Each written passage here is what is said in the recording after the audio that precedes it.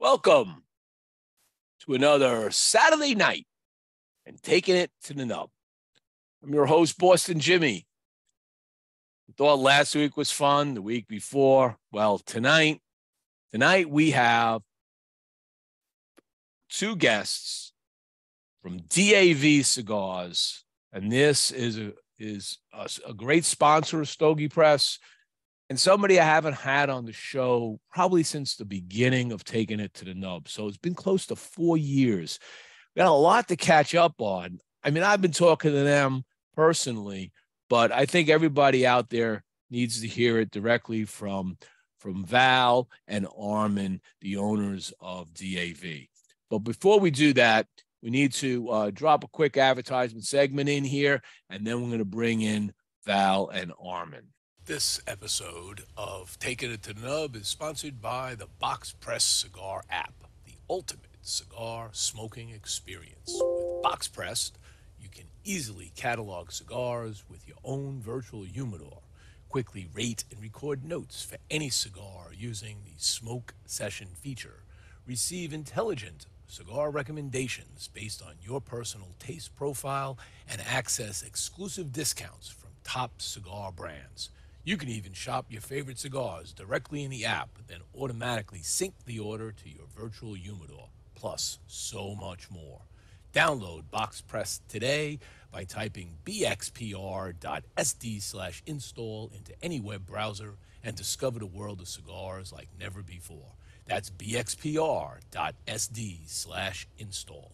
And today's show is brought to you by All Saints Cigars, a company founded in 2019 and headed up by industry veteran Mickey Pegg and his two friends, Martin Corboy, a successful restaurateur, and Frank Leo, an Air Force Academy graduate military veteran. As Mickey explains it, they were all sitting down talking and smoking cigars, and finally they decided that they would do this thing together. It was time. Mickey said, I decided if I'm going to work hard at it, it should be something I love.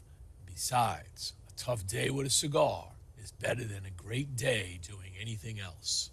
Soon after, they began the process of launching All Saints Cigars, jokingly referring to themselves as the Holy Trinity, St. Michael, St. Martin, and St. Francis. They chose for their logo the cross of St. James, the patron saint of Nicaragua, the country where their cigars would be produced. You can check out All Saints Cigars at www.allsaintscigars.com. All right, now let's bring in my guests, Val and Armen. Gentlemen. Hello. How are you doing? We're good. It's always nice to see your face, Jimmie. You know that. Yeah, we see each other on Zooms and, this whole thing going on with the pandemic. And I just realized that, it's been 4 years since you together have been on Taking It to the Nub. And you were one of the first ones on. We did it with shirtless Mike back in the day. Yep. Right? No way. Yeah, it's been that. Time has flown by. You're right. I never would have guessed 4 years. That's ridiculous. Yeah. I feel like it was just yesterday. That's insane. It's been a long time. I was a big fat Santa Claus, and but cheers to you, sir, because I have witnessed and I have really looked at all your posts, and you pretty much updated everybody on the different stages of Boston Jimmie and where you were and where you are now. It takes people think, it's no big deal. It is. It's mentally and physically, especially in the beginning, just to get yourself going. That to me is the hardest part. You have to be disciplined. You can't be afraid of plateaus. I'll tell you that right off the bat. Because this weight loss goes down just like weight gain. Weight gain goes up, you go up so many pounds, and you kind of settle in some zone for a while, and you feel comfortable. And then next thing you know, you start getting, your jeans are getting tighter, and you're like, I get a little bigger pair of jeans. And then you're happy again for a while. The same thing coming down. You're coming down, you lose a little, but you're watching it more coming down. Right? You know what's crazy? I think in the fitness industry, Val should write a book, and he probably would have made a fortune by now, because I know him for roughly 40 years, and he has maintained his physique. He has maintained his weight pretty much since the day I met him. So I don't know what he does, but he's doing it right. Yeah. No, it's genes. You don't do anything. If you got good genes, you know, maybe my Levi's are the wrong size. No. Yeah, exactly. What are you drinking, by the way? That looks like actually, I just got my I got rid of a whole bunch of wine clubs because that's part of the weight loss, was reducing the amount of alcohol I intake. But I still like my wine. So I about every 2 months I get another 6-bottle package or something. And it comes from a company called First Leaf, which deals with, I think, small brands, kind of like an angel kind of investing thing. So this one here was an interesting one I looked at. It's called, never heard of it. Why? But it's a 2017 vintage Merlot. It comes from Lodi, California. It's actually very smooth. It's not a it's kind of like between a Merlot and a Pinot. I mean, it's kind of, you know, it doesn't have that thick Merlot feel to it. I know, Val, you have you belong to a wine club too, right? I think for a while you were getting some wines at the house. Yes, I still do. Oh, nice. Okay. Yeah, he told me earlier he belonged to like the Wall Street Journal Cigar Club, which I also belong to. But I canceled that. There was like 3 of them I had, and the wines were just coming constantly because they're always here. I'm always drinking them, so that was a bad thing. And then if I went out to the store and I bought like a whiskey, like last week I actually broke down. I bought a bottle of whiskey. I was at Total Wine. They do the tastings on a Saturday. I had to get something. That'll do it. And I tasted this whiskey, and I was like, okay, I'm going to buy a bottle of that. You know, it was a bourbon. And I had it on my show, and that bottle didn't last 3 days. I mean, that's me and whiskey. It's like 3 days, it's just like gone. And I was like, that's why I don't have whiskey here, because I would drink that every day. And I don't, you know, you're at home, you don't pour a pinch like this. You go like this, you know, and next thing you know, you do a second one, and before you know, you pour like this. Yes, exactly. And by the way, if what he mentioned to you earlier, yeah, you definitely want to pace it. Well, I'm going to send you one. I'm going to send you Armenian cognac. This one, it's brandy. It's brandy. It's a brandy. Yes, this one it's with coffee. Yeah. Ooh. It's unbelievable. You know, I've never had the one with coffee. Of all the Ararads I've had, I've never had the coffee one. They have sure it pairs. They have the peach. Watch this for a little segue. And I'm sure that particular one also pairs very well with a DAV cigar. Yeah, like this 5th Aniversario. Oh, there you go. There you go. I have to tell you guys that the presentation in this box. So we're going to talk about this because you got to tell me what I'm smoking, because I have no idea actually. Sure. So the presentation in this box, everybody, is absolutely, it's a 20-count box, and it's got, well, that slid out, but there is this beautiful tissue paper in here, which has the DAV logo on it, right? So it's printed with the DAV logo. And then when you peel that back, and I like the fact you didn't put any sticker on it, because I hate that. It kind of tears it. So don't do that. That's smart.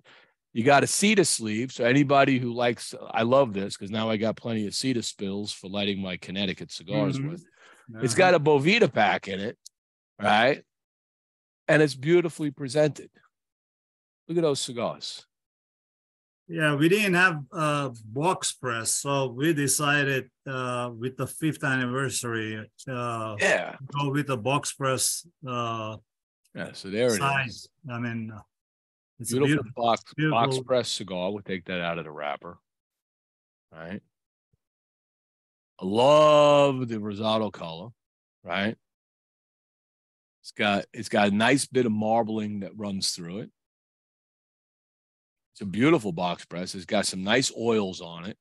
you could feel that the Bovita pack is working because I use my Cigar Medics humidimeter. Yes, All right. yes. And it poked it. It's at 70, even though it's 69% Bovita, it's at 70%. It's just kind of working overtime in there, I'm sure. Yeah. But this is, you could feel it. It's just, it's like fresh out of a humidor in a shop or whatever. It's perfectly humidified. And the drawer on it has been beautiful. I'm kind of loving this cigar right now. Who the hell needs additional marketing and advertising when you've got Boston Jimmie, man? Thank you for that. I appreciate it. And you know what else? I always give credit where credit is due. This 5-year anniversary, that was Val's baby. He made quite a few trips down to our factory in DR to make sure that what you're smoking now was going to be the end result from start to finish, from the blend to the Vitola to the boxing and all of that stuff. That was his baby project. And he did a great delighted job. that it resonates with you. He did a great job. The color of the box and everything. I mean, you've got your red, and you've got your green, and you've got your blue, and there's also the black one, which I don't have in front of me. Blue one was the first one that you rated. Yes. That's correct. The aristocrat. Then you've got this beautiful new blue. Yeah. Okay. It's a beautiful color. It's a fantastic color. The box is beautiful. And, you know, the 5th anniversary also brings to me the fact that you've been with me 5 years. So thank you. That's it. Look at that. That is very true. Everything ties in. That Aniversario series, we did it limited edition. It's limited of 500 boxes that we do. And that's from last year's. So this year we didn't do any. So for next year, we ready already. The cigars, they're getting ready. So we're going to age them. Usually, now, is it good? Is the same blend? Yeah, it's going to be the same blend. All right. So talk to me about the blend, because you didn't send me the blend on this. I didn't have any information on this. There's nothing on your website about this. Yeah, we didn't. We're gonna add that on the website, on the series 1918 and series A on the website. Yeah, we need to talk about these. So this one here. So let's talk about the Aniversario that I'm smoking. The one that you're smoking, it has Dominican Habano wrapper with a Dominican Olor Dominicano binder, and has Ecuadorian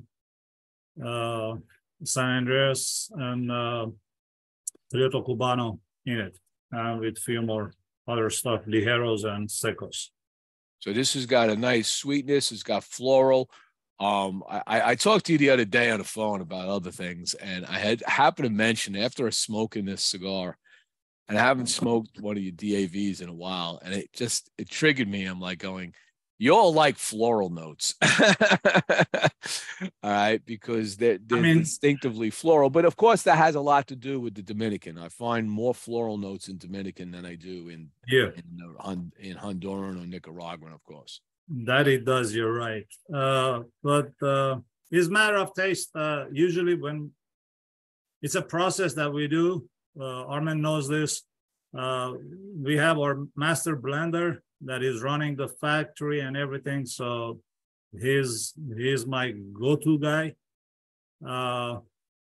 We create the cigar and everything what we want with our best rollers, and we smoke the cigar without the wrapper and everything to see what we like, and we take notes.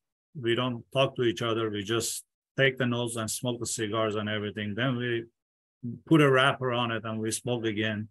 Mm-hmm. And we wait a week or so, we do it again. And we look at our notes to see what we wrote down, what we feel like we don't like or like. And then we adjust upon that. The employees, they feel like, especially the rollers and our friend that is helping us to do this, the factory in Tico, they're part of it, creating everything. It's not like, oh, you're saying do this and that, It's a family factory. So you get them to smoke the cigars also. Everybody. If So rollers they know. don't smoke the cigars, they have to smoke the cigars. Right. So they know. So here's what you guys are shooting for on your blend. So they're part of the early phase before they even doing it. Even during the day, every day, the rollers, I want them to smoke the cigars. You know, they gotta smoke the cigars to see what they're making, how they're doing, and everything. If they don't like something happened, you know, they gotta know ASAP. It's a process. You learn by doing some mistakes, then, you know. Now, do they give you feedback? Like, when they're that's when what the I roller's rolling it, I mean, what kind of feedback do you get from a roller? I mean, because I imagine sometimes it's funny that some things that I'm telling them to do and they don't like it. They think that it's too strong, or you got to be like this. And we sit down and we talk, and I listen to them. It's, I mean, the amount of cigars that it goes in the ashtray that we smoke and in the room, it's unbelievable. And, fortunately, though, Jimmie, it's never a situation where we're butting heads. Yeah. Eventually, we all come to that place where everybody's happy with the blend. Okay. Yeah, I mean, Val has this very nasty habit of waking up at 5 a.m. and waking me up at 5 a.m. on an empty stomach to go there and start this process one after the other. But, you know, in the end, there is an understanding. They understand us. We understand them. And it doesn't matter if we each have a slightly different palate. There's always that happy spot where we all come together and it clicks. It might take a while, but eventually we get to that. How many iterations did it take to get this cigar? It's hard for me to remember that, because on one of my last trips, I almost passed out in the office as Val just, you know, casually watched this go down. It takes a while.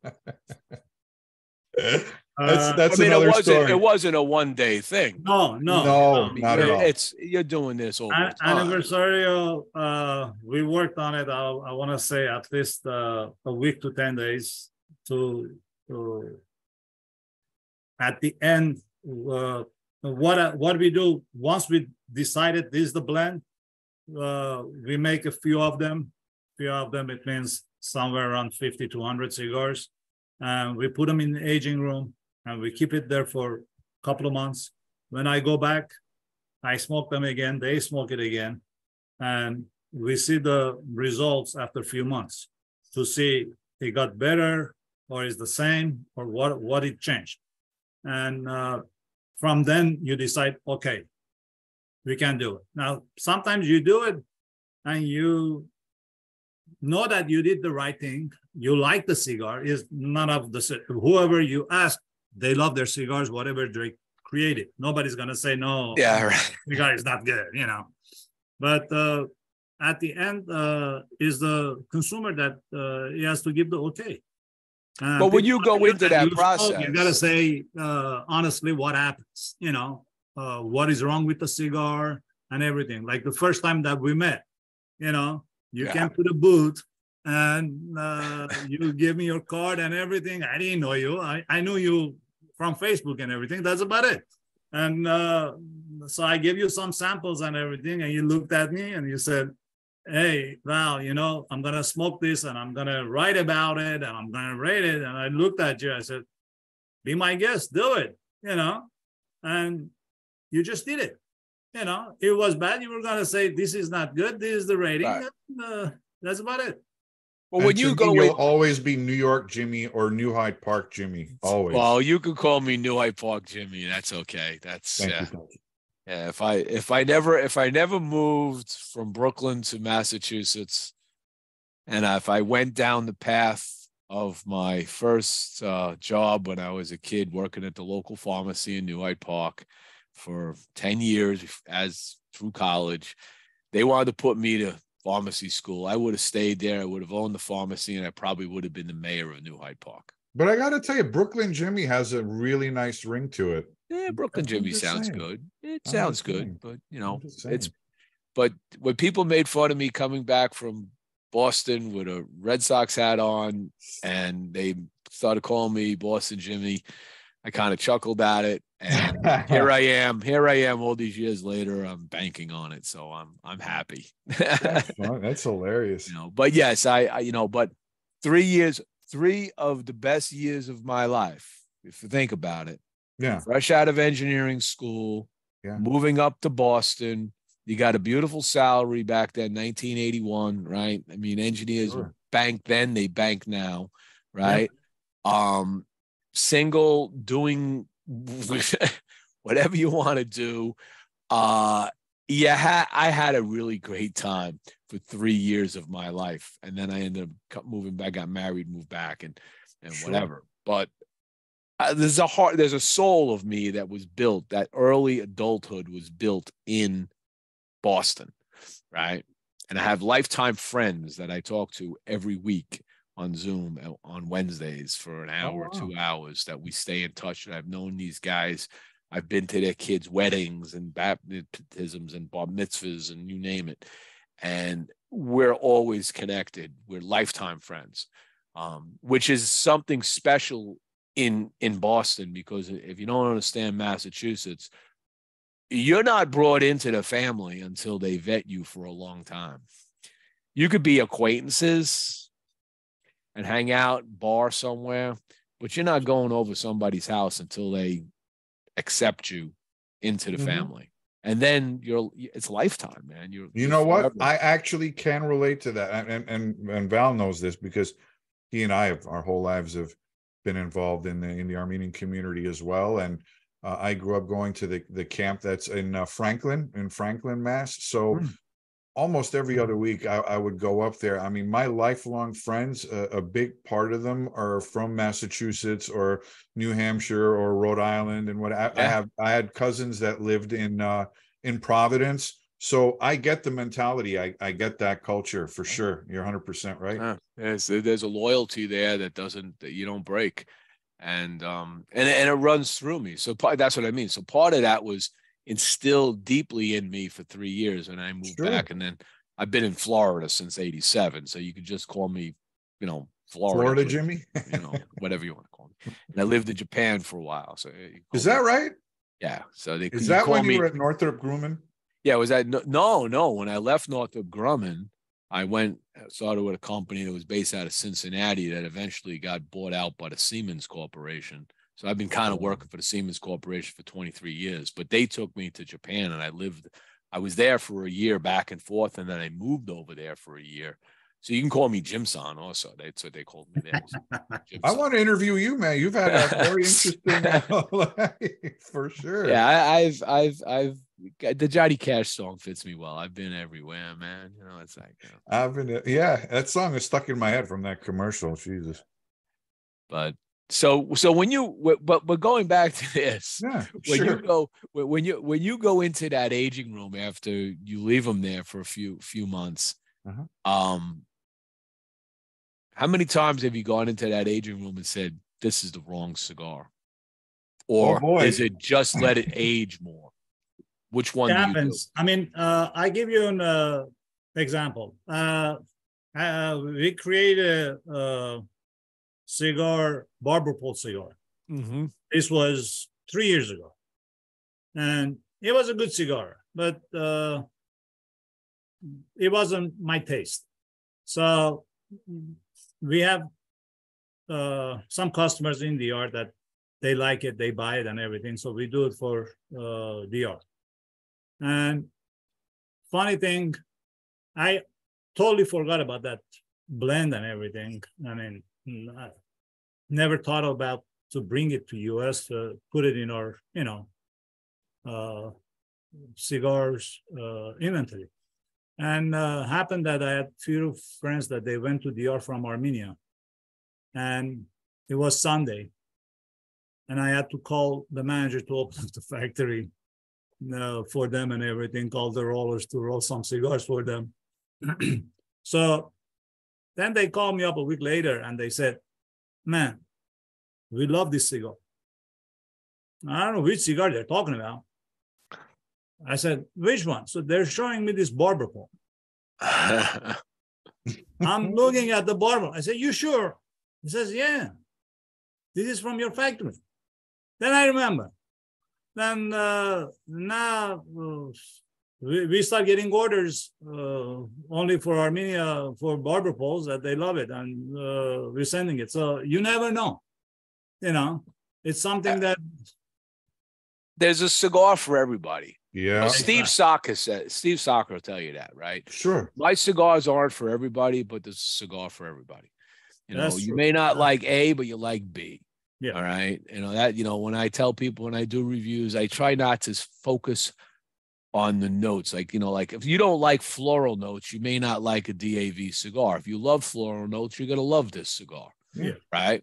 Mhm. If you want earth and you want, you know, so you might want to go to Nicaraguan route, you know, and that doesn't mean, you know, the fact that this has got some floral notes doesn't mean it's a bad cigar. It just means it's not for your palate. Exactly. So I can't put it in there and say, oh my God, I'm going to ding it on the flavor. Now, if the flavor is not balanced, like there's a creaminess in here that's wrapping it very nicely, keeps it very well balanced, right? And some that sweetness coming through, which I like in a cigar, right? Keeps it balanced. So that's good, right? If it gets off balance, if it's spiking your palate, you know, if it's torturing your palate, then you start looking at bad notes. And I'm going to tell you, a lot of those cigars, when it's all said and done, and I have to power through some cigars sometimes that I get. You got a good palate, I tell you. Okay? I know that. And I'm sitting here saying to myself, I'm not even going to write about it. All right. Because I choose not to. It's like, I'm not going to waste my time trying to write up a story about a cigar and give it a shitty rating. You know what? You want to read shitty ratings? There's plenty of sites to talk about those. Exactly. You want to read about cigars that you probably should smoke, you go to Stogie Press. Those ratings are on there because those are good cigars. Okay. They're decent to good cigars. All right. I wouldn't say that, you know, if it's a decent cigar on my scale, it's an 87, 89, 88, you know, okay, it's a decent cigar, right? But you're not going to find 72s on my site because why am I going to waste my time? Mm-hmm. You don't want to read it, and I don't want to write it. You are 100%, and you actually bring up a good point, if I may. You know, whether you love DAV cigars or not, like you said, everybody has a different palate. The bottom line is, whether we're selling 100,000 cigars, 1 million cigars, or anything in between, Val and I always overlook every step from the time the tobacco is being fermented to every single blend to the aging, all of that stuff. You know, everybody loves to throw the word passion around. Passion. Well, what are you passionate? What part of it are you passionate about? The glitz of being a celebrity, passionate about making money. With Val and I, we take pride in what we do, whether it's our existing blends or future blends that we're working on. Either he's at the factory or I join him in the factory or whatever the case is. But you said we want to make sure every cigar, every single cigar that comes out of that factory is top notch. I'm really not trying to bash anyone. Rather than coming across that way, I would say maybe a constructive criticism. If anybody is a brand owner or claims to be a brand owner, I can't wrap my head around it when they tell me, I've never visited the factory, I've never visited tobacco fields, I've never seen the aging room, I've never seen the fermentation process. That to me is like, you're a wine owner, you own a wine company, but you've never visited the vineyard. But there are wine owners like that. You know what? God bless him and all power. Yeah, could be this guy for all I know that just dropped a label. The wine that it's easiest one to do. You know, you just buy the bottle, put the wine in it, and just stick it on. The bottom line is, it's your name, it's your reputation. If you really do take pride in what you do, you're on top of every little thing with your cigar brand. Period. End of story. And you should be able to tell somebody night and day exactly what's in it, how it's made, how old the leaves are. You could probably even say what the rollers' names were that made this particular cigar. Yeah, I mean, we don't. Our turnover on employees, it's from COVID. It changed a little. We lost few employees, unfortunately. God rest their souls. And now I remember. I feel bad, but oh, it's all right.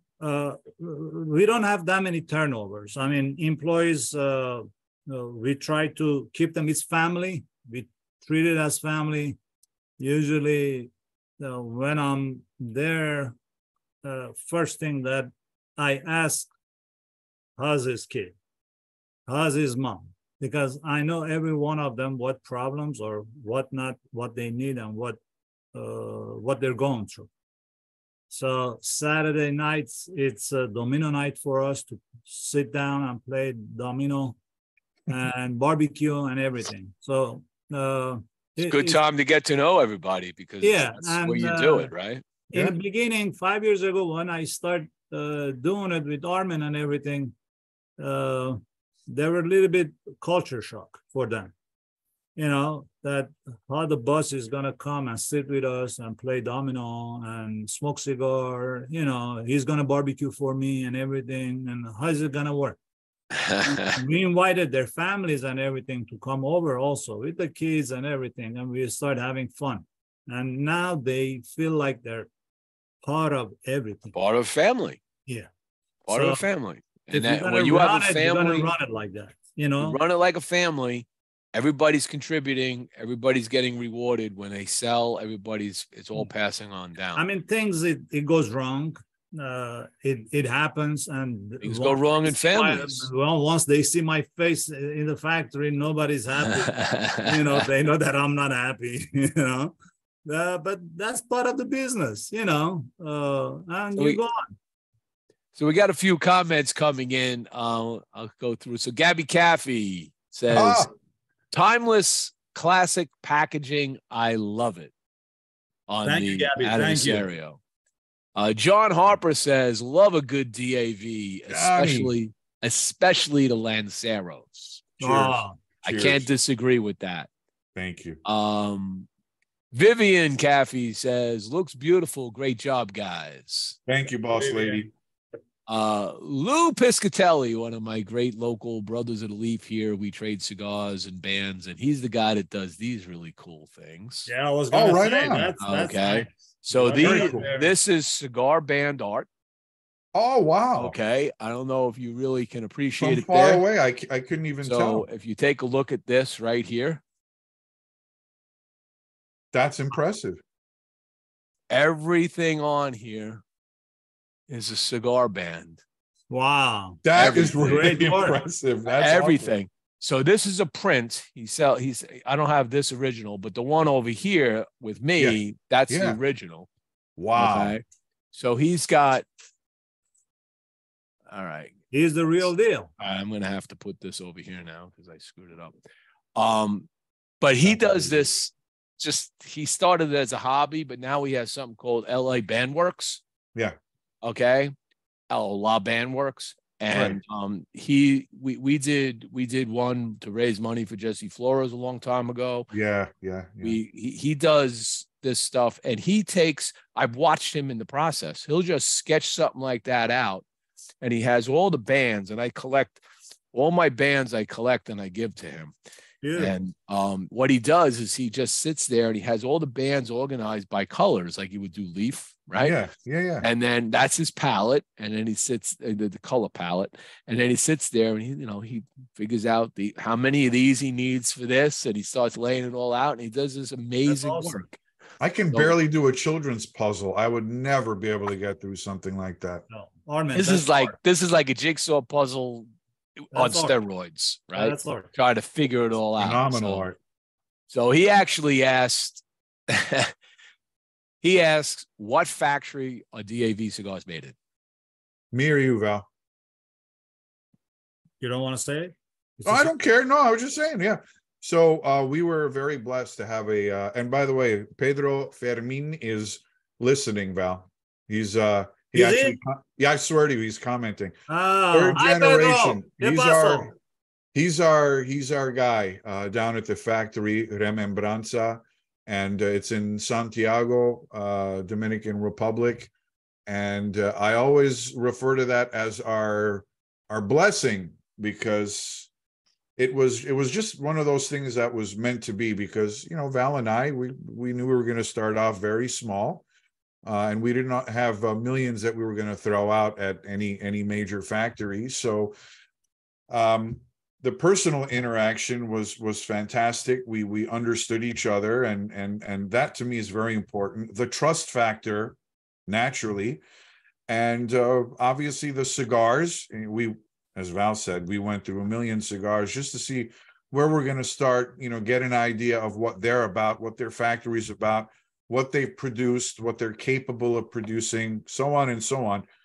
So as you go down the checklist, everything just kind of fell into place. So that's where we started, and that's where we are. And it's wonderful that, you know, we're hand in hand in this, and we grow together, and we learn together, we make mistakes together, and move on.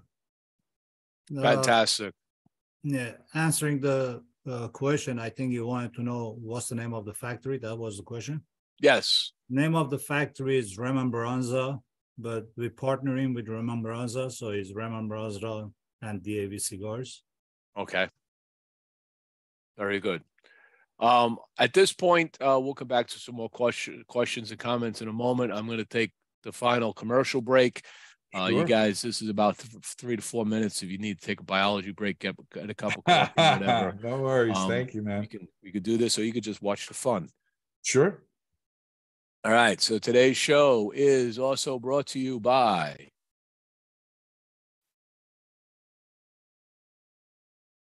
And today's show is brought to you by Casa Cuevas Cigars. In the 19th century, Juan Cuevas, Spanish immigrant from Santander, began what was to be a family business which now spans 4 generations. Like others fortunate enough to live and work in Pinar del Rio province of Cuba, Juan commenced cultivating tobacco, turning it into a successful business.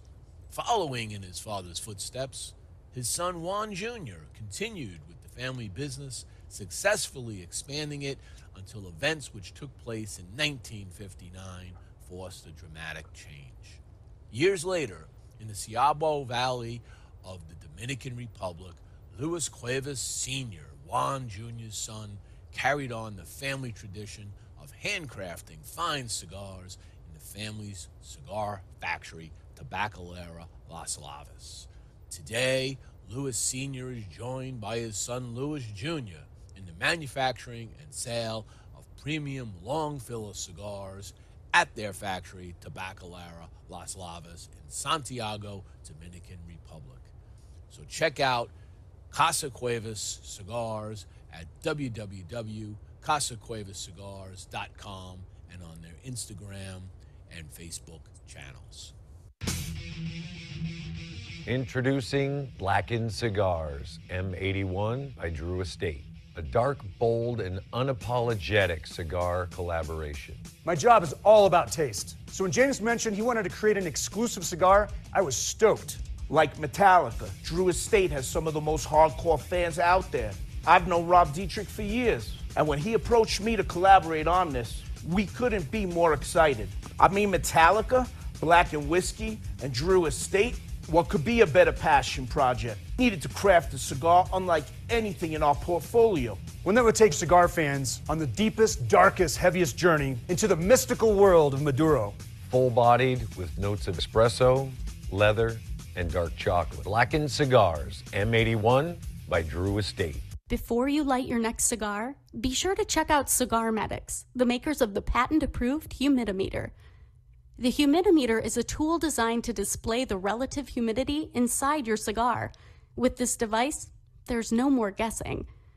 Simply insert the probes into the foot or cap of your cigar, and you can instantly know if your cigar is ready to be smoked. Buy now on cigarmedics.com and see site for other cigar accessories. With the humidimeter, you'll know when to hold them and know when to smoke them. And today's show is brought to you by Bocock Brothers Cigars, a new and active brand founded by two Honduran brothers, Bryant and Douglas Bocock. The brand zeroes in on those folks that are looking for easy-to-smoke cigars inspired by unusual circumstances. Very importantly named after their very interesting and imitable last name, Bocock. Right now, Bocock Brothers is featuring their signature edition, made at the A.J. Fernandez factory in Esteli, Nicaragua. It features an Ecuadorian Sumatra wrapper, a Nicaraguan Habano binder, and a Nicaraguan filler. Available in 3 popular formats, a Robusto, a Toro, and a Gordo. You can check out Bocock Brothers Cigars at www.bocockbrothers.com. And today's show is brought to you by Platinum Nova Cigars. Platinum Nova is a family-owned and operated premium cigar company. Only the highest vintage tobacco and the most skilled hand workmanship go into the making of each Platinum Nova cigar.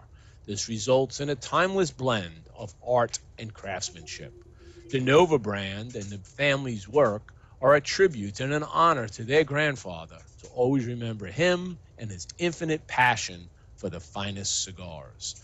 Their love for cigars started with their grandfather, a dedicated master blender and entrepreneur in the cigar industry. So the next time you're looking for that exquisite cigar experience, pick up a Platinum Nova. You can check them out at Platinum Nova Cigars, www.novacigar.com, and on their Facebook, Instagram, and Twitter channels. All right. I'll come right on back to the panel here. I want to always thank my sponsors. For without you guys, this show is always a little harder to do. Let's talk about some of these other new blends. So I'm smoking this. I don't know about your other new blends. I know you sponsor me, but I still don't know. I'm sorry. I don't know why, but it is. So talk to me about what else you got now going on to the market. Me or you, Val? Well, we have we created 2 other blends last year. We introduced it to the market. Series 1918 and Series A. Series A is the honor of Armen's grandfather with an A. We used Ecuadorian Cameroon wrapper on it. It gives you sweet taste with Dominican binders and Dominican and Nicaraguan fillers. We did the same thing with the Series 1918. Hold on. So the first one is a series. It's an A. That's a true A size Vitola. Like what? Yes. 8 inches. No, the size is A letter A. Series A is the okay. I was thinking it's an A Vitola. It comes in 2 Vitolas, 6x54 and a Robusto size 5x52s. Okay. Those are box of 10. Okay. And same thing on 1918. 1918 in honor of First Republic of Armenia in 1918. We created that series, and he got the same binder and wrapper, but the fillers is different. He got more ligeros in it. They both successful. I mean, first shipment that they came in, we sold out, and the second shipment almost gone. And now, hopefully, next month I'm gonna be in DR and we're working on a few more blends for next year to get them ready. So I got to spend some time there, but now upstairs, my boss, she's listening to me. She goes, where are you going? You know, but so these other two, the other two blends are, these are full production as opposed to this one being limited every year. They're in a lineup. They're in a, you know, the one that you smoke Anniversary series is gonna be, I mean, we haven't talked about it, me and Armen yet, but in my head, it's gonna be same blend every year, 500 boxes and limited edition. And I think that's enough for a company our size. And because it has 7 different tobaccos from 4 different countries in it, you know, and especially the price of tobacco and everything, it's high. So you want to keep it limited. Prices, it's, I mean, we keep the prices, they're cheap, low. Cheap is not the right word. Inexpensive, friendly to the consumer. Right. Exactly, very friendly. And I mean, you're the judge. You're smoking right now. You can honestly, I honestly like your palate. I know you're, you know what you smoke. You know what you like. You know, like you said, you don't care if it's not a cigar for your palate. But if its construction is good and everything, you're judging it by that, you know.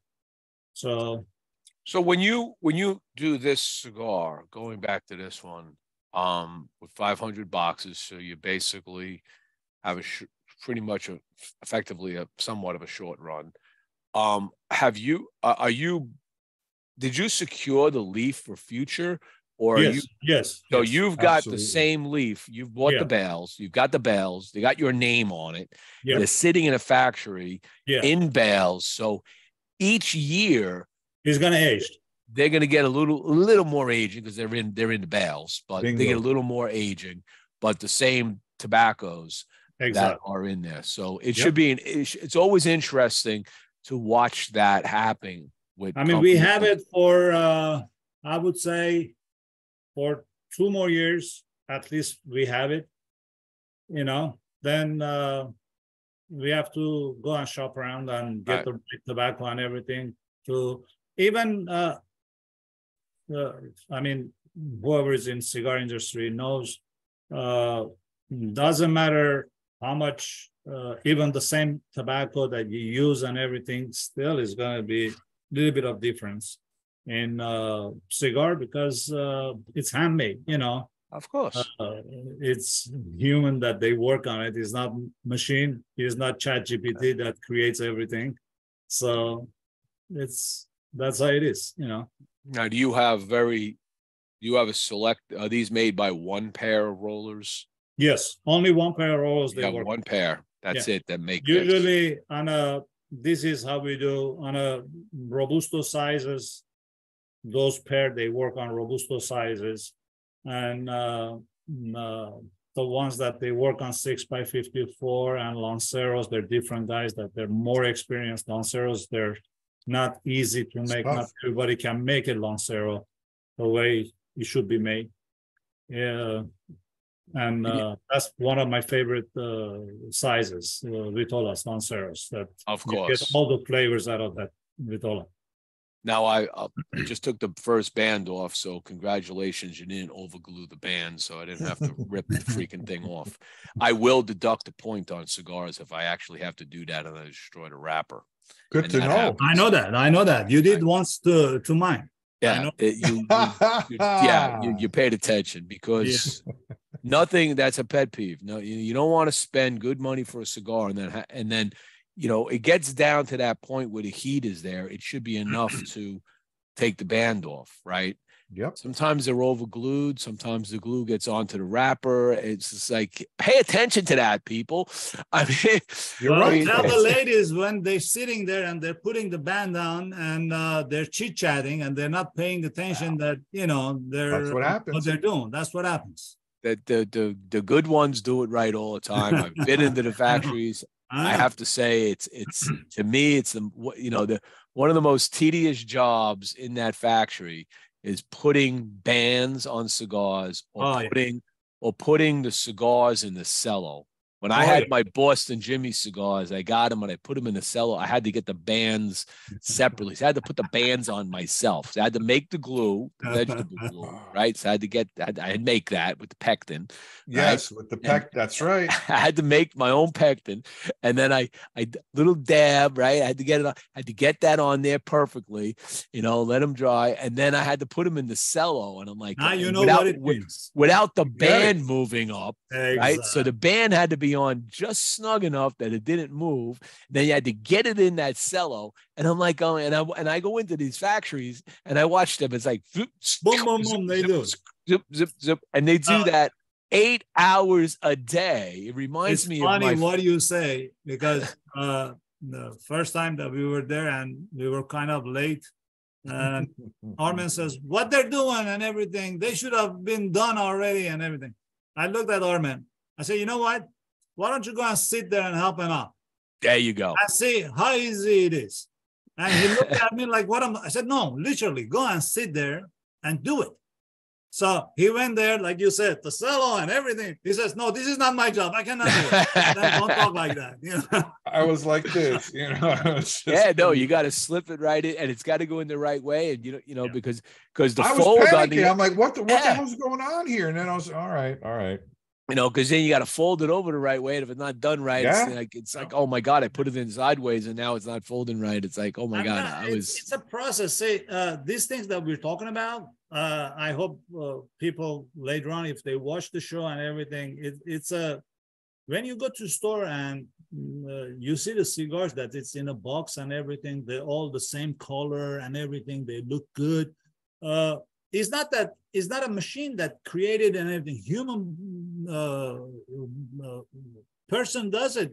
And you got to have such a good eye, because all the tobacco, they're natural. So they have different shades. That's right. They have to pick and choose which cigar, which shade and everything. It goes in the same box that they all 99.9%, they look the same. That's right.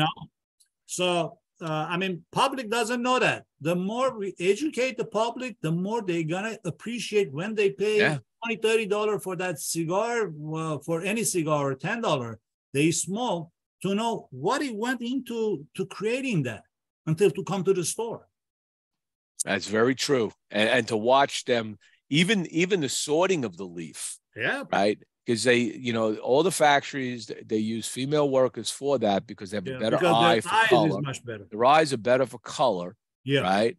And you just watch them and, they're just stacked. It's the same bale of leaf, but they've got leaf that, they're all wrapper leaf, but they're stacking different shades. Yeah. They're saying this this goes here, this goes here, this goes here, because when they go on the cigar, then they know that those cigars go over in that wheel, and that wheel goes in that box.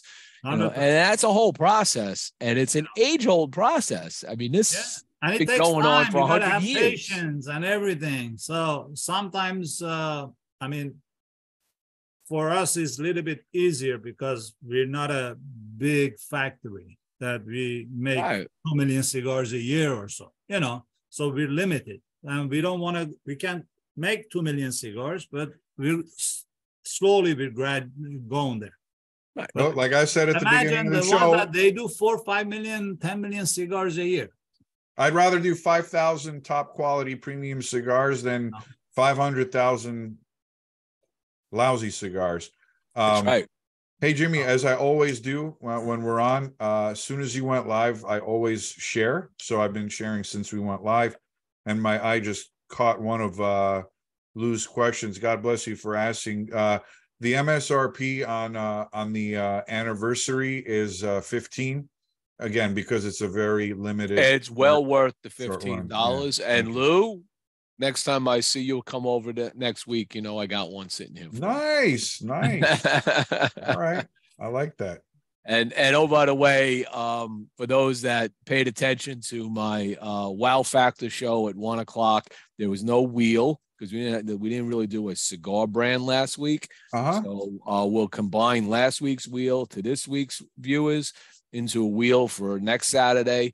And there's going to be, you'll see these. And somebody's going to get, that'll be one of these. So you got to experience some DAV for sure. Cheers. Okay. So this is how this works. Let me shift gears slightly. I'm going to shift right to Armen. Okay. Uh-oh. So now one of the other things, besides, it's all you now, brother. It's all you. Let's do it.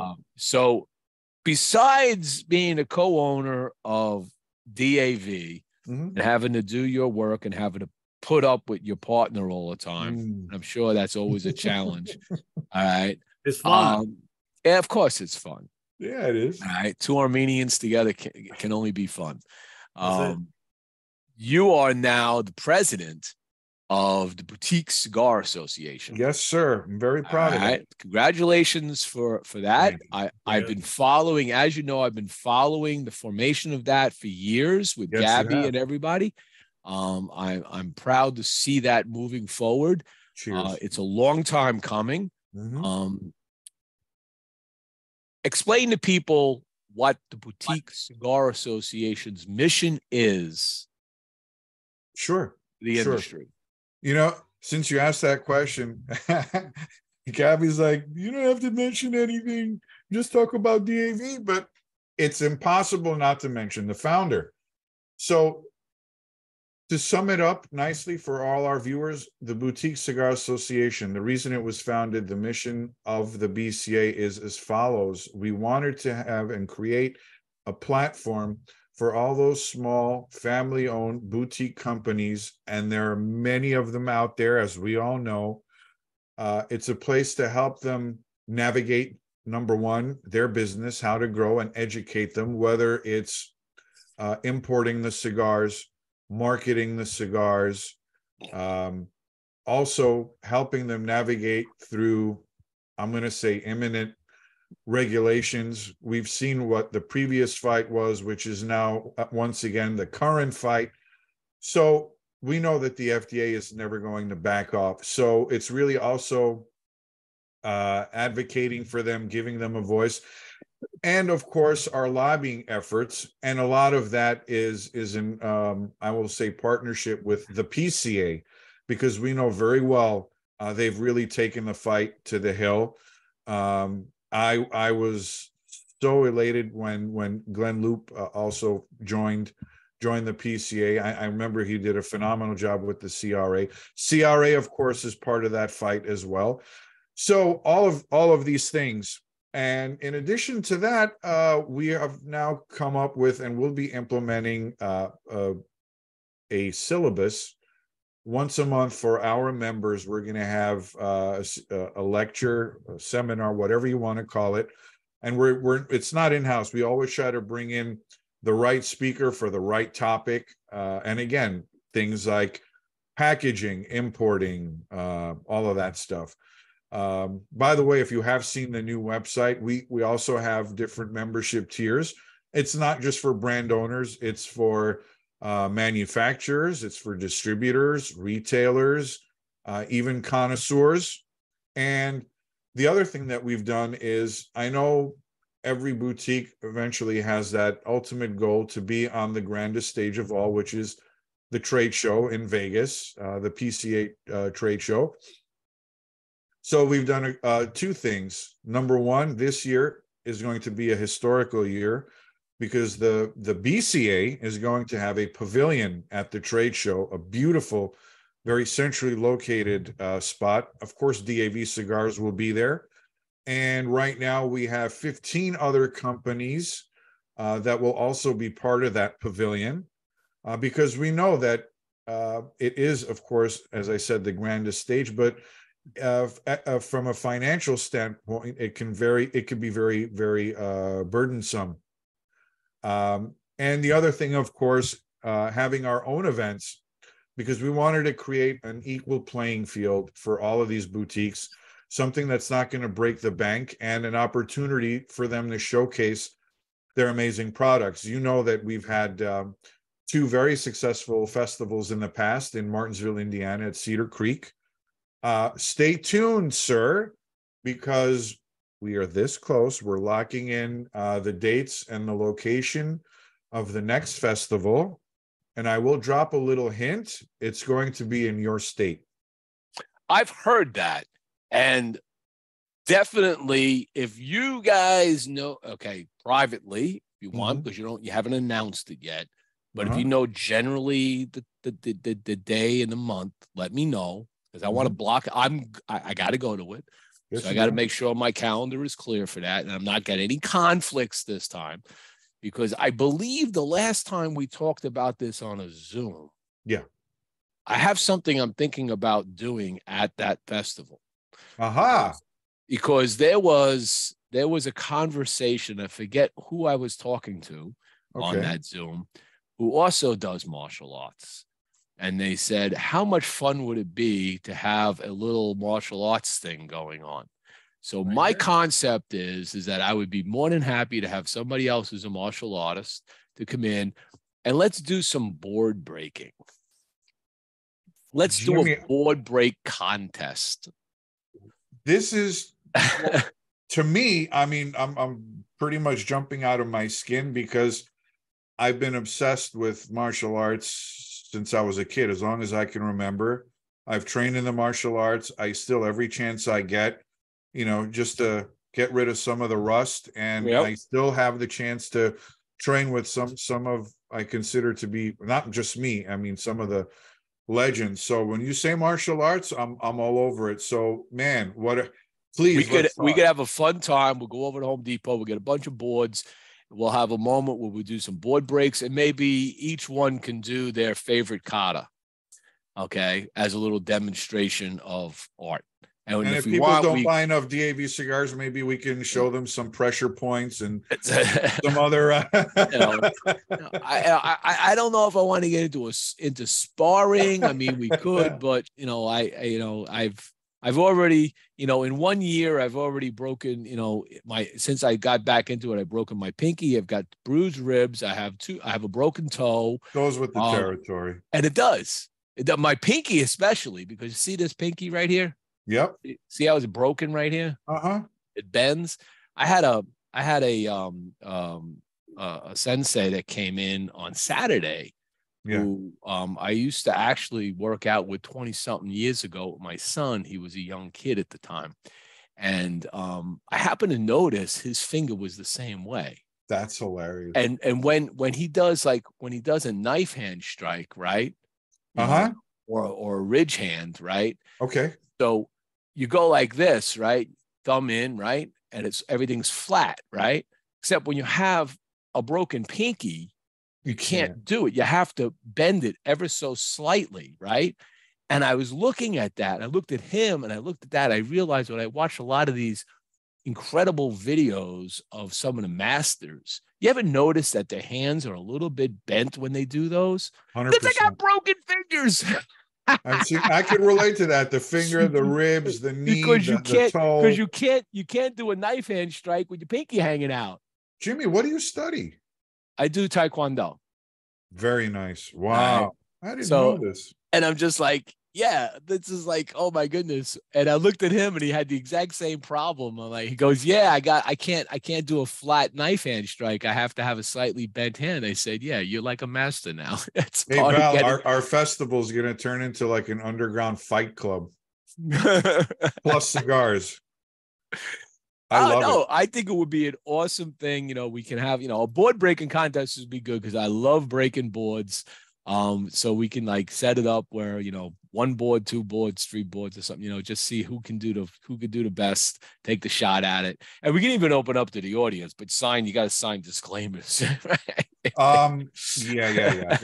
That's definitely the first thing. We want the festivals to continue. So, we'll go with that, brother. So, but the BCA, you guys are doing a great job with that. Thank you. I love the fact that you're bringing education to these small companies, and God knows they need help.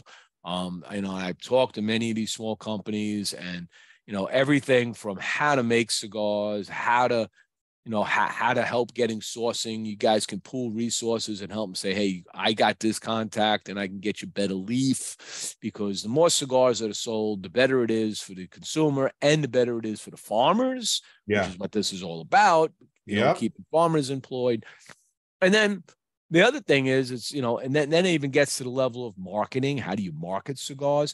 A website. I look at some websites and my head spins. My wife does websites, right? She's done beautiful websites for cigar companies, right? And shops. And you look at some of this and some of these websites and you just scratch your head. You go, guys, man, you got this nice cigar, but you need help with your website. So things, just those basics out there, social media marketing. How do you do that? How do you make that happen? And they're one-stop shops, right? I mean, a lot of these people are one-man shows. Yep. You guys know that's how it all started. And eventually when you start making a few shekels, you start, having a ability to do something. But the help that you can bring from a boutique cigar association directly to that demographic is spectacular. You know what, Jimmie, you'll appreciate this, and I've said this to others in the past, and it's mind-boggling to me that you brought up martial arts, because I've used this analogy in talking about the cigar industry and the syllabus and all that. You're never the master, you're always a student, because you're always learning new things, new techniques. You're evolving, your business is evolving. There are new things maybe that you bring to your factory's fermentation process, or the aging, or this, that, or the other. Regulations, what may be looming and what you should be doing if you're part of this industry, as far as educating yourself and lobbying, and what your local laws are, et cetera, et cetera, et cetera. So there's always something new to grasp, something new to learn. And that's how I always look at it. You're always a student. You're always the student. Of course you are. And I'll tell you, you're a student and you're family. That's the other thing about martial arts. It's a family. Yes, when sir. When you're in a dojo, it's a family. I get the crap beat out of me by 16-year-old, 15-year-old. I have a 15-year-old second-degree black belt I work out with, and she is just badass. Yeah. Right. I have a 15-year-old red belt that has already bruised my ribs once, right? Because I didn't, and that's how this happened. Because I went and did a block, and my pinky was out, and I caught a side kick and it snapped my finger back, And I'm only a blue belt because I got back. I never got the black, so I left. You will though. But I will. I am going. Of course, I'm determined now. I've got a mission. You'll do it. You'll do it. So let me take one more short break, because I forgot to do this earlier. Everybody knows I need to do this. This is really important. You guys know about this already, but I'm going to snap it up again. For those that are watching, may not be aware. If you go to who's that guy? That guy, yeah. If you go to Stogie Press, you go to Climb for Autism. This is something I'm extremely passionate about this. God bless. So I am climbing this mountain. This is Mount Fuji, 13,200 feet. Unbelievable. Okay. And we are raising, this is my son, Dominic. My son, Dominic, did all doctoral research at Vanderbilt on neurobiological studies on the autism spectrum. All right. We'll get into all the details. He'll eventually explain that to somebody later. But on here, you can scan this barcode, this QR code. So if you're watching, scan it now. Just scan it. And it'll take you to this page.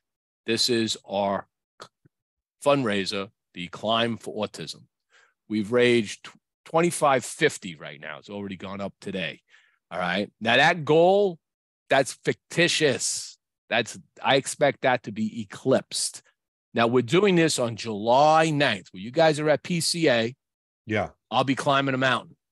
Wow. Autism. Okay. So all I could say is you get out there, you drop a donation right here.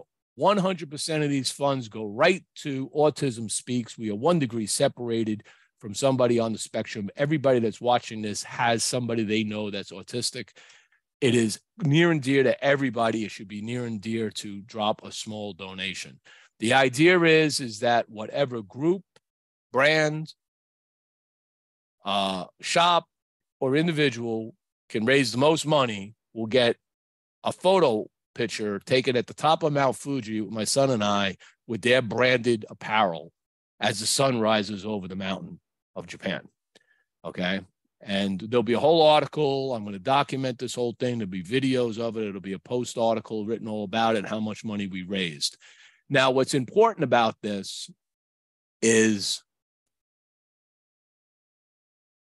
I already got Johnny Smokes. John Reamer is behind this 125%. He's got his group already. He's rounding them up, and he is now getting donations put in. And all I can say, if somebody puts a donation in, if you're doing it from a group perspective or something, just do like a dash DAV Cigars, right? Or dash Johnny Smokes or dash Drew Estate, whatever it is.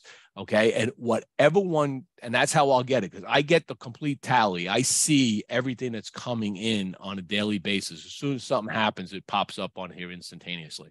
So that's how I'm going to track it. Jimmie. Yes. God bless you, my brother. We do all kinds of fundraising for nonprofits and educational and this kind of stuff. The package that I send you, why don't you show the package? Let everybody know. No, the 3 cigars in a pack. Yes. Anybody donates from now until whenever you're going, they're gonna get 3 cigars. You put the minimum what they have to get. Got to be a minimum of $10 to be on the wheel. That is from DAV. Let it be 1,000 people. Yeah. Just tag it, and if you do that, folks, just put your name in and just tag DAV, and I'll make sure I send the information, and we'll get that all contacted together. Thank you, Val and That's Armen, from for me that. and Armen for your cause. That would be awesome. Thank you. Anytime, we'll brother. see how that raises. Now, what's the other thing I'm doing that's coupled to this, and it's slowly getting traction, but I'm going to need as much support from people as I can get. In the first week of June. Yeah. First weekend of June. Hopefully that is not the BCA festival. The first weekend in June. You're good. All right. I am planning to do a 24-hour telethon format. Wow. Okay. Worldwide. I'm already starting to contact some of my friends over in Europe to deal with the late hours, and Japan possibly, and others for the later hours. But the idea is that we want to do a 24-hour format. I'm going to be able to bring my son in for a period of time. He'll talk about his research. I want to bring in people that are doctors that have dealt with people on the autism spectrum. I bring in family members that have people that are on the autistic spectrum. My younger brother will be on the show, I hope, because he's 50. He was 57 years old. He's 60 now. He's 57. He adopted a 10-year-old autistic boy. Wow. Into his house. Okay. Just amazing. Just amazing. And an amazing child. All right. So I'm trying to fill these slots. So anybody just reach out to me. If you want to be on that telethon, just reach out to me. Can we smoke cigars? Huh? Can we smoke cigars? Yes, we can smoke cigars on a telethon. Absolutely. Just reach out to me and just give me a time slot. Say, hey, you know what? It starts on a Saturday, probably about 9 o'clock in the morning, and it's going to go until Sunday, 9 o'clock in the morning. I'll be up the whole 24 straight hours doing this. And what we're going to do is, if you want to be on, say, hey, Jimmie, I can make it for 10 o'clock. Okay, great. I'll pencil you in at 10 o'clock. I'll start building the list.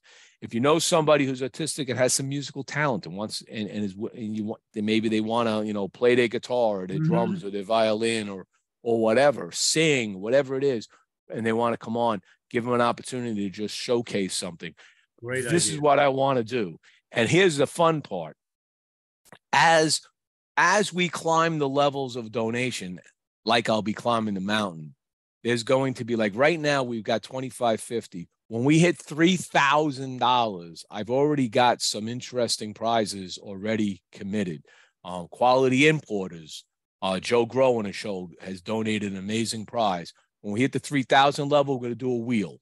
Now, just because you win on one level doesn't mean you can't win on another level. Your name is in all the time. You can only win once.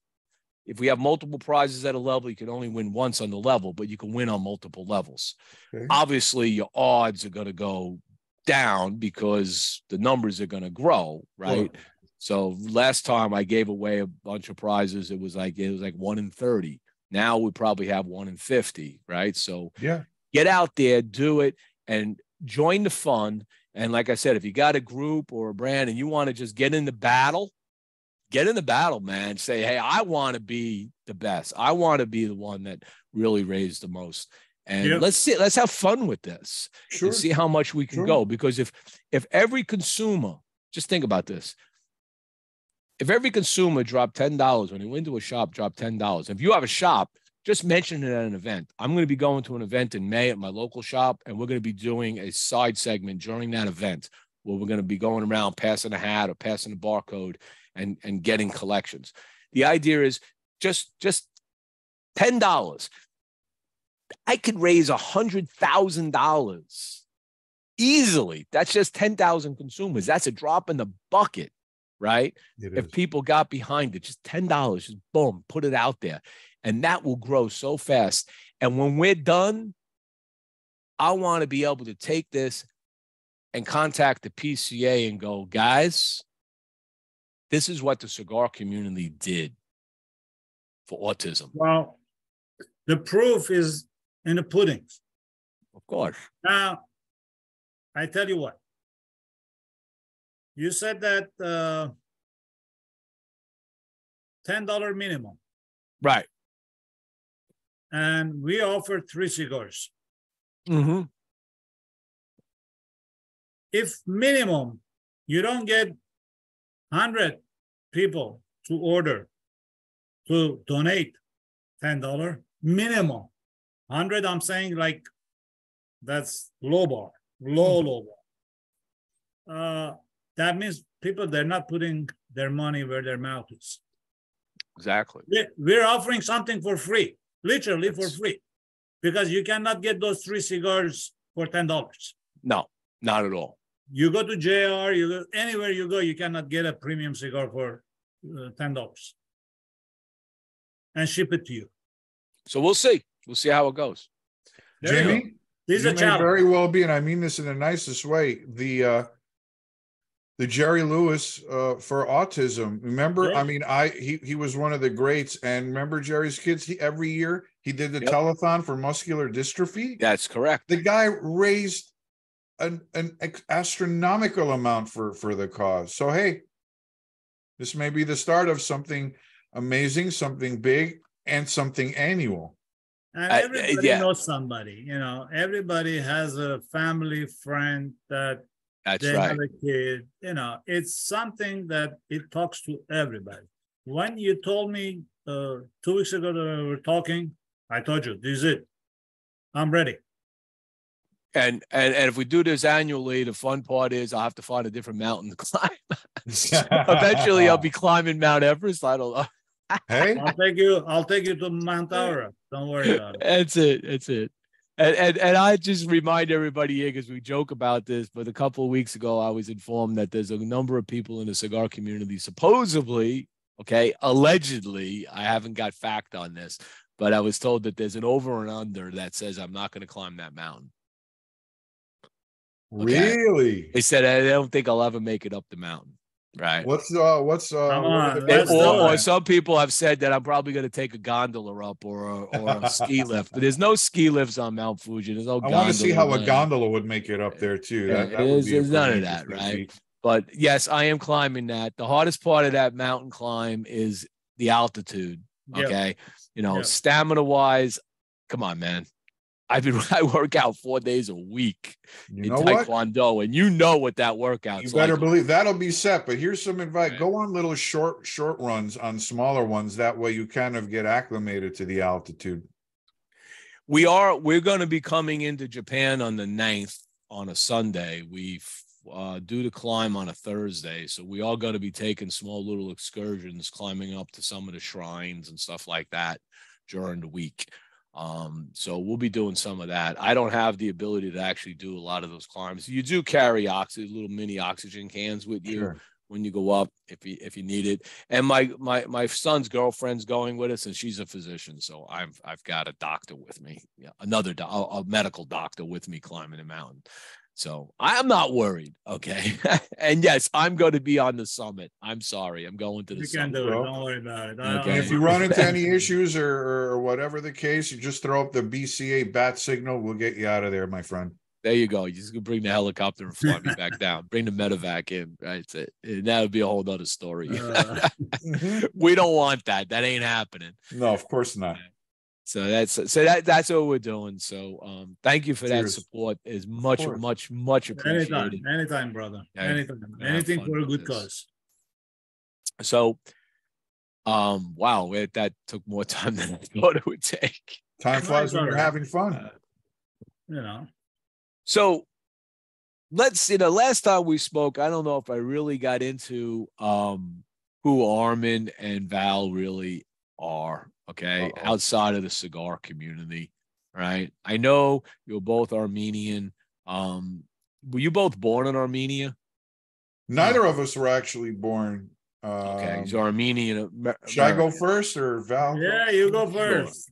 I'm actually second. Actually, my great grandfather was the first one to come here with his brothers, cousins, and they all owned grocery stores in the Bronx. They all kind of lived in the Bronx at the time, because the whole idea was to also send money back home to the family, and that's what they did. And then, most unfortunately, obviously, World War I happened, and then under the guise of World War I, the genocide happened, perpetrated at the time by Turkey. And my grandfather and his mother were very fortunate enough to somehow survive, escape, and they were in transition, actually make it to the States and finally reunite as a family. But as fate would have it, my great grandfather was in the store, and a couple of thugs came in to hold the place up. And when he called for the guys to come out for help, they panicked and they shot him dead in his store. So it was like my grandfather's fate to not have a father in his life. So it was very, very tough. But like a lot of them that came here, they managed to create families and have their own businesses and move forward. And my father was a result of that. The son of survivors, to go on to have a PhD and be a teacher in the New York City Board of Ed, junior high school history teacher. And fast forward, my mom was the import from Armenia. She was born there, but that's where you come. And then that one fateful day many years ago, I came along. So, but I've always been close to my roots and my nationality, and I'm very proud of that. I'm a proud American and a proud Armenian. And Val is somebody that I met through the community. I mean, he was a young buck who came here as a very young. What are you talking about? Yeah, you're still a young buck. So that's my little story. And before cigars, well, still, I mean, my bread and butter was always real estate, but I had my first cigar at age 17. That was many moons ago, and I fell in love with cigars, as did Val. And on one fateful day when we were having cigars together, we started talking about the business, and we kind of took it more seriously after every conversation. And then that's what led us to DAV and DR. And all right, I'll let Val tell you his story. Well, I'm a newcomer. I just came to this from Ellis Island 45 years ago to this country. So I born in Iran, as in Armenians, they lived in that country for 500 years comfortably. Still they do. It's a beautiful country, beautiful people. So timing wasn't good for me to be there as a teenager. I had to leave the country, so I left. Most of my adult life, I lived alone, myself. So I taught myself everything, whatever I know, whatever I learned. I was lucky to be involved with the church, with the community, surround myself. I was smart enough to surround myself with smarter people than me, to not go the wrong way. So, and once first I was in California, then I couldn't live in California because that wasn't my place. It was too slow for me. Oh, okay. So, once I came to New York and I said, this is home for me. And I stayed here. And most of my life I was in car business, and I had successful. And one day at a church meeting in Philadelphia, I had it enough at night. And from hotel room, I told Armen, I have to go outside and smoke cigar. And he says, you're smoking cigar? Like a baby, like, yeah, I'm gonna go and smoke cigar. He says, do you have extra wine? I said, I always do have extra wine. Why? He says, okay, I want to smoke also. I said, okay, come on out. So we went outside, we started smoking everything and one thing to another and end up where we are. But I know Armen since he was a teenager, and I was friend with his father and with his grandfather. He's coming from a great background, a great family. He has a great mother. We're not partners, we're family. Like any other family, we fight, we argue, and we go along, So it's a good mixture. If you want to count it as a blessing from God or whatever it is, it is what it is. You deal with it and you take step at a time, day at a time. There you go. And who's that handsome gentleman behind you? The gentleman behind me is it's a hero for me. It's hero for Armen. He's the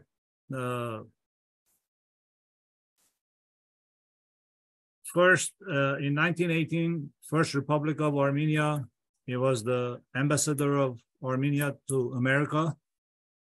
His name is Armen Garo, and he's a hero for Armenians all over the world. So his picture is right there behind me.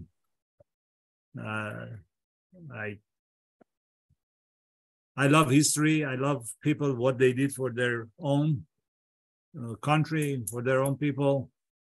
And doesn't matter how much money you make, how successful you are and everything, you have to respect the generation, that what they did, that you can continue today. Yep. If not, you're nothing. Money comes, money goes, you create things, you can argue about things. Like sometimes I'm in finance and everything all day, Armen knows, and people, they argue about Elon Musk. So, but I have a lot of respect for the man, Wait a second. On my 1 o'clock show, I made a very special mention out. I gave a shout out to Elon Musk. Did you? And, yeah, because I said, if you're okay, this is my way of trying to be Stephen Colbert on a joke. Right? I had a good moment. I thought about it today. I said, if you are a self-described stoner, I don't think it's a good idea to launch a rocket on 420. That's really good. Because that didn't go well. That's hilarious, though. I think that's funny. That did not go well for Elon Musk. Yeah. Especially the feed, especially the SpaceX feed that I posted. But I think that's really funny. That's really good.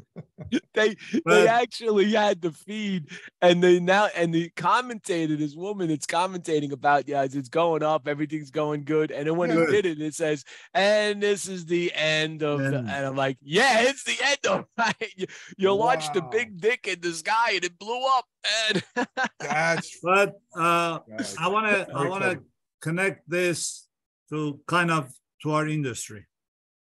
I want to change the subject a little. If what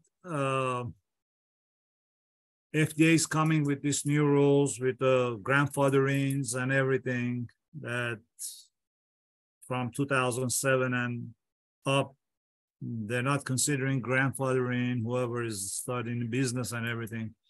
So I'm looking at it this way, very simple. Ford, GM, Toyota, all these car manufacturers, they've been way behind. Let's say there was a rule that you cannot make new cars. You cannot come up with nobody can create a new car. Well, you can't create internal combustion engines anymore. Or good example. Where Tesla was going to be. Or where the new generation they were going to be, Right. So, if you can't innovate, you cannot. Once you stop the innovation, you're dead end. That's right. And especially in this country that we live in, I mean, everybody's dreaming to come to this country because they're saying that they can create something for themselves, for their family, and they can be proud of it and everything. And we see a lot of foreigners, they come here and they're becoming something. And that's how America becomes America. That's what it's known for. That's why people outside, they're dreaming to come here. So all of a sudden you see that they stop everything. They stop your dreams. And I'm looking and saying, something is wrong here. Yeah. This is not the America that we dreamed about. We need to, this is an adult product and it's legal. We don't put this in, we don't sell it to children. We don't push it on children. Okay. We're not that industry. Leave us alone. We're in our own little bubble. We like our bubble. We like where we're at. But I like to ask very simple questions. Today, I don't know, when was the last time you were in Manhattan? Last year.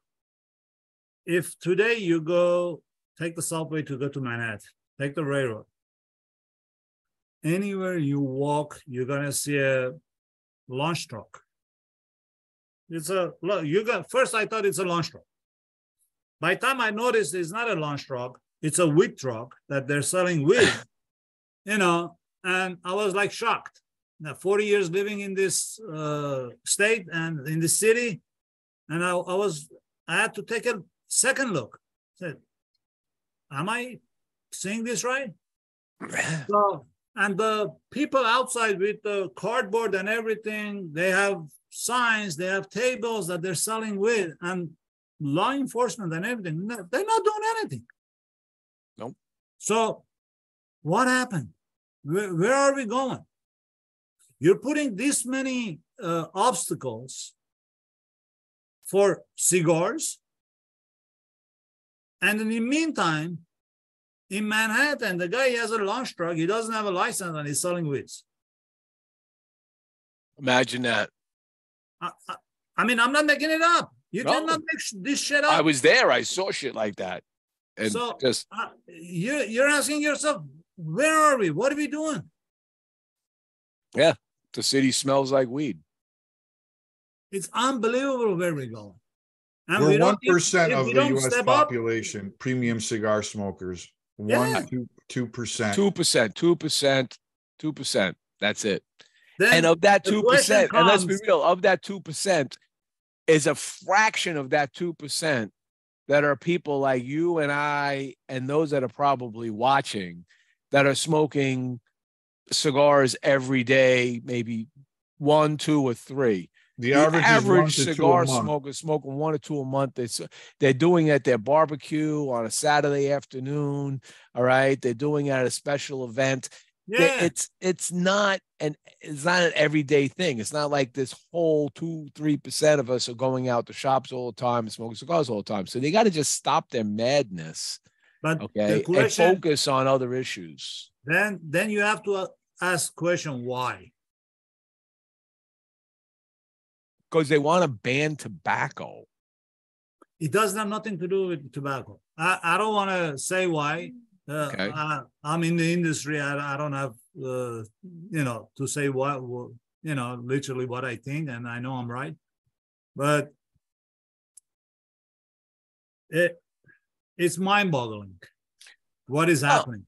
I mean, small industry that they're trying to just kill it. I mean, New York City alone, right, has a policy now where if you own a cigar shop and you want to retire, you cannot pass that cigar shop on. You cannot transfer that license. That cigar shop is closed, and They don't give you license. You cannot open new cigar shops. So No. the idea is over time they just disappear. Yeah. And there's no more cigar shops. Yeah. It's like that's New York City, right? It's just wrong. Well, yeah, it's 5 boroughs between Queens, Brooklyn, Bronx. Somebody works their whole life. They build a business for 30 years. There you go. Have a successful shop, and they want to pass that on. And they can't. They cannot transfer the license. They can't sell that shop to somebody who a young new entrepreneur. They cannot do that. So they can't reap the end benefit of their sweat and blood going through those 30 years of growing a business. Yep. And I thought the this is in California, Jimmie. lunacy. Hawaii that has this thing where they want to cap it now, where eventually they keep raising the age, and you're not going to be able to buy cigars at all. Cali, if they want to pass the bill, if you're born after 2007, you will not be able to purchase any tobacco product. It's absolutely insane. How do you wrap your head around that? They tried that. They tried that in the 1920s with a thing called prohibition, and black market. You want to learn history, okay? And you're a history buff. The older I get, especially after I turned 60 years old, for some magical reason, I started to see patterns. I thought you were and I especially saw the patterns once the pandemic happened. All right. Because then I realized, doing a little research on history, that we repeated the same thing we did in 1918 with lockdowns and masks and splintering of the country and everybody upset with each other. And and the same thing happened. It was a complete repeat of history, 100%. Right. And then you sit back and you go like, okay, now we're going to talk about prohibition on this. It only goes into a black market. It only goes into a side thing. Eventually, people are still going to get what they want. If you're legalizing weed, right? Well, weed has been illegal in this country since the 1930s. Yet every college student from the time I was in college and before me until after me seemed to have weed, right? They were getting it whenever they wanted it, right? So you would have seen them smoking cigars. No, but the same thing will happen. This will just come in. This is going to come in through a black market, and we're still going to find our way to get it, right? You're going to call up the guy, and you come over to Boss Jimmie's house. I'm going to put on some Pink Floyd and smoke some cigars. Why? The question is, why we have to go that route?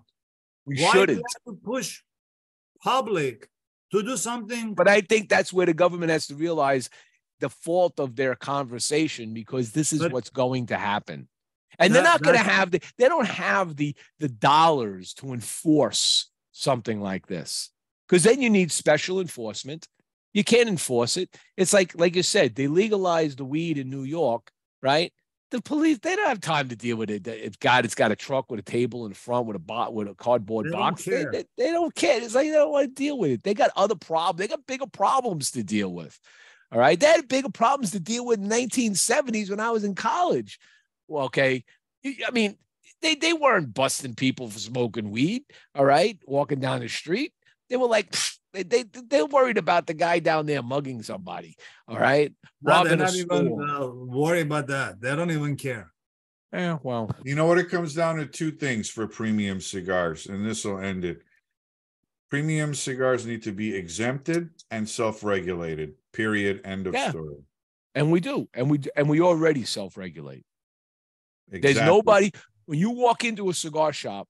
If a 16-year-old kid walks into that shop, the patrons will probably escort him out before the manager of the shop even talks to him. Bingo. We don't want that. It's I agree with that one, but there are some things that we're messing up also. Like people, they come up with these names for their brands or advertising that they do for their brands. Yeah. That they're targeting certain audience, certain age, you know. Maybe that's kind of would be, I don't know, put something that they cannot use. I don't know. Sometimes I see some names on brands. I do, but you know what? And I'm saying, who cares? Who cares? Know? But who cares? I don't care about that. I originally thought about it like you did, but then I said, you know what? It doesn't matter. Yeah, but okay. You're trying to attract youth. We're not trying to attract. They're not youth. attracted. They're not. What they're doing is you might be I mean, let's be real. The flavored cigars just go flavored. Let's just put it. That's got to be out. That's got to be out. I agree with that. Does it? Why? Well, does it? It's a tobacco product. It's a legal tobacco. It's a tobacco. It's a tobacco. It's not a pure tobacco. It's flavored. But does it matter? It's flavored. What's the difference between flavored cigar that they put whatever they put in there to make it chocolatey, make it vanilla or whatever, and to have a cigarette to smoke? Be very careful. Be very careful with that statement in a premium cigar industry, okay? Because we all know that not everything that seems pure is pure. Okay, we know that. Agree. No, okay. I'm talking about. And if the FDA gets their wish and goes down to factories and inspects factories, and they look at certain processes in those factories, they are going to ban a shitload of cigars. Yeah. Well, it depends if FDA understands the premium cigar and they know what they're looking for. They do know what they're looking for because there are rogue people in this business that are already in their ear already, that have been in it, been blackballed, whatever the reason. I'm just saying that you get out there, be very careful with the flavor side. There is the heavy flavor and there's the soft flavor and there's a very subtle flavor. There are things you got to be careful about. Then the question becomes, do they come after me? Even though I got freedom of speech to write whatever freak I want, all right? Do they come after me and say, I'm not allowed to say or declare that the cigar has a coffee or a cocoa note or this note? Because it is enticing. It is enticing. They can do anything they want to. Well, this is the slippery slope when it comes to flavored cigars. As far as I'm concerned, it's an adult product, period. And even cigarettes, it's an adult product. You're either banning the adult product completely or you're not. You can't have in the middle ground. Okay, it is what it is. All right, and leave it be. It's an adult product, and if it's and we can't market these products like you can market alcohol on TV, which is another problem in my book. Why did they not do it? Why is it I watched the NBA Finals 2 years ago? I'll never forget this. Watched the NBA Finals 2 years ago, and there was an advertisement for Hennessy on prime time I know. as the drink of the NBA. Yeah. And you got some 14-year-old kid who loves basketball and says, "Oh, basketball, Hennessy. How is that legal? And we can't, right? No, you can't. You can't. No, I'm sorry. Oh, that was my question. Why? I mean, the alcohol is more dangerous than this is. So my question is why? I don't believe that is the government that is causing these problems. I don't believe the politicians or FDA is looking to put these loopholes. Somebody's within our industry is telling FDA what to do and how to do it. Possibly. It's not a conspiracy or anything. It makes all the sense to work that way. Oh, yes. The last 10 to 15 years, boutique cigars, they have tremendous opportunities to grow, and they're growing. And people, they like them. Yeah. So there's a pressure on bigger. Of course, there's 30%. I would say 30% of the market is boutique, and that's 30% that let's call it what it is. That 30% is 30% share that a very large manufacturer is not getting. All right, they would love to have that 30%, but they're not, because you're in business. So if I put you out of business, then that 30% goes shared amongst the big guys. Okay. I get that. Yeah. I understand what you're saying. But at the same time, there's a flip side of that says when people are smoking cigars, right, and they enjoy this culture, they might they may be introduced to cigars with their friends because they're smoking them, but they can't smoke these because it's a little too hard for them. So they smoke an acid, right? And then from there, they're like, hey, you know what? They gravitate to a Connecticut. You look at what Drew Estate just recently did as a good example. They've taken their acid line. They have 3 acids and the Connecticut shade in the package. The idea being, you're smoking these 3, try this one. It's not going to knock you on your ass. Yep. Right? And like, oh, now that's a pure premium cigar, no flavors. The person's like, oh, now they like, oh, I like this. Now maybe they gravitate to the next level, like we all did, right? No, we didn't start. Well, maybe some people went out and started smoking the hardest, strongest thing in the world and knock them on their ass. I don't like that feeling, right? But you evolved, right? And that's the way it works. You know, you don't start drinking. You're not out there drinking 35-year-old Macallan the first time you drank scotch. You drank Dewar's, Pinch, right? You know, Johnny Red maybe at best, right? And then a Shivers. And then you had a friend that was like, hey, he gave you a single malt for the first time in your life, and you woke up, you're like, holy crap, this is wow, what I didn't know about this. And then, but their palate has appreciated some level of Scotch taste, and then they got past that initial Scotch taste as something they can handle, and then they went and they moved and they discovered.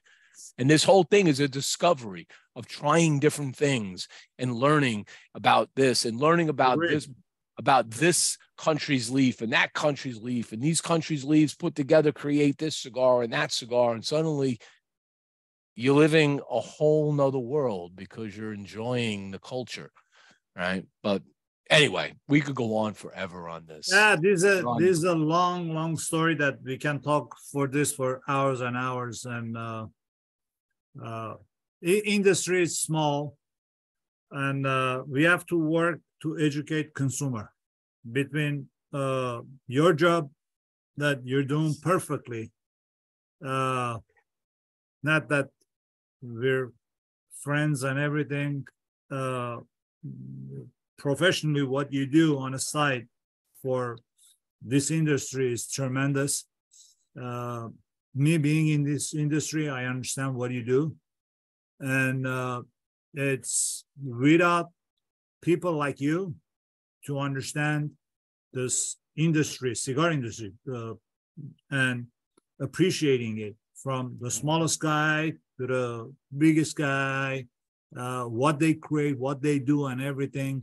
That means a lot, at least to us in the industry, to manufacturers, and what you tell the consumers, because consumers, they follow you and dozen of other people that they're following, you know. Right. Well, in between, there are people that they're just, you know, give BS and everything, and they don't know what they're talking about. They're in any industry, you will find that. Right. I personally, I appreciate that. And I appreciate for the chance after whatever years we haven't had a chance to talk at least for a while. We did today. And I hope you enjoyed the cigar that you had today. Taking it to the nub. That's the best. That's the best. And I'm just waiting to see what you're going to write about that, you know. There you go. We take it from there. Too bad I'm not going to see you at the show.